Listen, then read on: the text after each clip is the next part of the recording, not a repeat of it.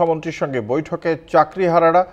আপনাদের জানিয়ে রাখি, বৈঠকে চাকরিহারা শিক্ষকদের একটি প্রতিনিধি দল উপস্থিত রয়েছে। আপনারা দেখতে পাচ্ছেন সেই ছবি, যেখানে থাকবেন রাজ্যের শিক্ষামন্ত্রী ব্রাত্য বসু, রাজ্যের শিক্ষা দপ্তরের বিশিষ্ট আধিকারিকরা উপস্থিত থাকবেন এবং তার সঙ্গে সঙ্গে চাকরিহারা শিক্ষকদের একটি প্রতিনিধি দলও উপস্থিত থাকছে এই বৈঠকে।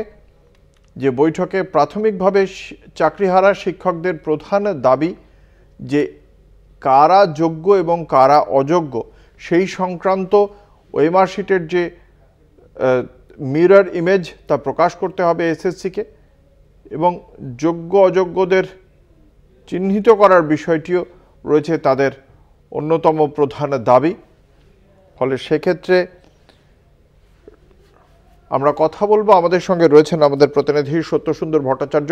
সত্যসুন্দর, আজকের এই বৈঠকে ঠিক কি কি দাবি রাখতে চলেছেন চাকরিহারা শিক্ষকদের এই প্রতিনিধি দল? কতজন সদস্যের প্রতিনিধি দল আজকের এই বৈঠকে উপস্থিত থাকছেন, কি জানতে পারা যাচ্ছে?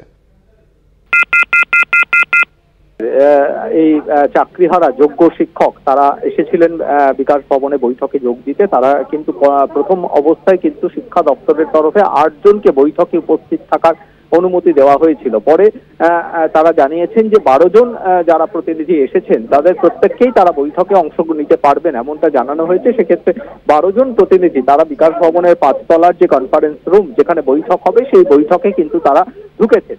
শিক্ষামন্ত্রী ব্রাত্য বসু, শিক্ষা সচিব ছাড়াও দপ্তরের শীর্ষ আধিকারিক এবং সেই সঙ্গে আইন বিভাগের আধিকারিক তারাও কিন্তু এই আজকের এই বৈঠকে থাকছেন। বিশেষত মূল যে দুটো দাবি, অর্থাৎ যোগ্য এবং অযোগ্য তাদের পৃথকীকরণ এবং সেই সঙ্গে 2016 সালের পরীক্ষায় যে ওএমআর শিট, সেই ওএমআর শিটের যে মিরর ইমেজ, সেই মিরর ইমেজ প্রকাশের দাবি, সেই দাবিকে সামনে রেখেই তারা কিন্তু আজকে বৈঠকে এসেছেন। অন্যদিকে এই গোটা বিষয়টা নিয়ে রাজ্য সরকার তা আইনজ্ঞদের কি পরামর্শ নিয়েছে এবং এই যোগ্য চাকরিহারাদের কিভাবে ইতিমধ্যেই কিন্তু আশ্বস্ত করেছেন মুখ্যমন্ত্রী মমতা বন্দ্যোপাধ্যায়, সেই জায়গায় দাঁড়িয়ে রাজ্য সরকারের এই মুহূর্তে অবস্থান কি সেই বিষয়টাও কিন্তু এই যোগ্য চাকরিহারা যারা প্রতিনিধি 12 জন প্রতিনিধি আজকের বৈঠকে উপস্থিত থাকছেন তাদের কাছে কিন্তু স্পষ্ট করে দেওয়া হবে। ফলে সব মিলিয়ে আজকের বৈঠক যথেষ্ট গুরুত্বপূর্ণ। নির্দিষ্ট সময়ে বৈঠক শুরু হওয়ার কথা থাকলেও কতজন এই যোগ্য চাকরিহারা প্রতিনিধি বৈঠকে অংশগ্রহণ করবেন তা নিয়ে কিছুটা সময় অতিবাহিত হয়েছে।